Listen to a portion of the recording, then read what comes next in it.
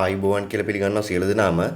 ජූනි මාසේ 20 වෙනිදා ඉඳන් අවසන් වුණ සතියේ වීක්ලි රිපෝට් එක තමයි මේ වීඩියෝ එකෙන් ඇනලයිස් කරන්න බලාපොරොත්තු වෙන්නේ. මේ සතියේ සිකුරාදා දවසේ ඇරෙන්න අනිත් දවස් හතරම මාකට් එක ඊතරම් සුබදායී වුණේ නැහැ.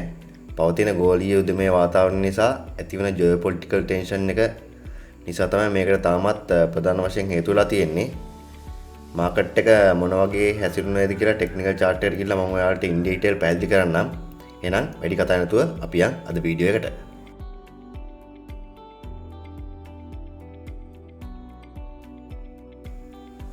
all share price index එක 17427 ඉඳලා 17087 දක්වා එකක 340කින් පමණ අඩු වෙලා තියෙනවා. ඒක ආසන්න වශයෙන් ගත්තොත් 2% පමණ පහළ යෑමක්. S&P SL20 දශකයත් 5191 ඉඳලා 5099 දක්වා එකක 92කින් පමණ පහළ ගියා.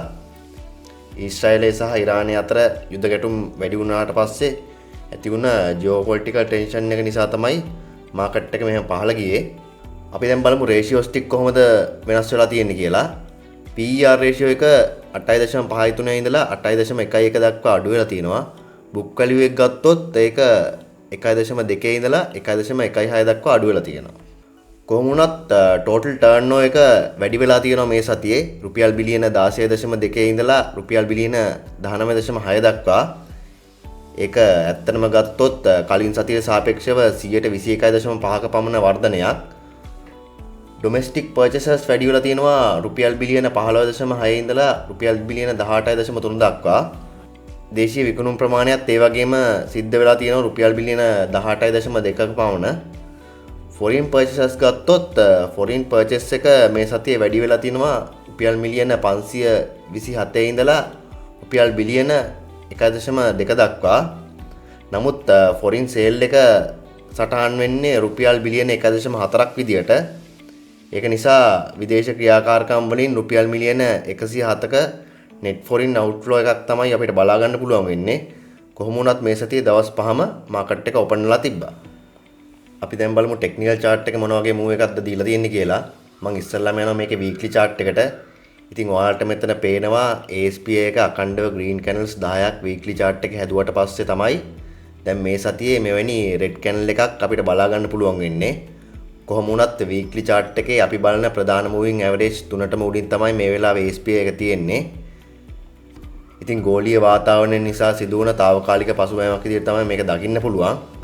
නමුත් මෙන්න මෙතන පොඩ්ඩක් ඔයාලා නෝට් කරන්න ASP එක 6 highs හදද්දී මම මෙතන ඉන්ඩිකේටර් එක විදිහට භාවිතා කරලා තියෙන RSI එක හදන්නේ lower highs.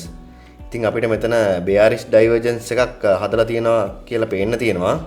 ඉතින් ඒක නිසා ඔයාලා මේ ගැන ටච් එකේ ඉන්න. කොහොම වුණත් දැනටත් RSI එක 70 ආසන්නයේ තමයි තියෙන්නේ. හරියටම කිව්වොත් 68.52ක් විදිහට තමයි weekly chart එකේ RSI එක සටහන් වෙලා තියෙන්නේ. අපි පොඩ්ඩක් daily chart එක දාගෙන බලමු. daily chart එකේ නම් මට ලොකුවට කතා කරන්න දෙයක් නැහැ.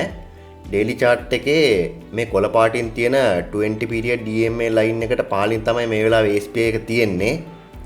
short term ගත්තම bearish ගතියක් තමයි අපිට එකෙන් පේන්න තියෙන්නේ.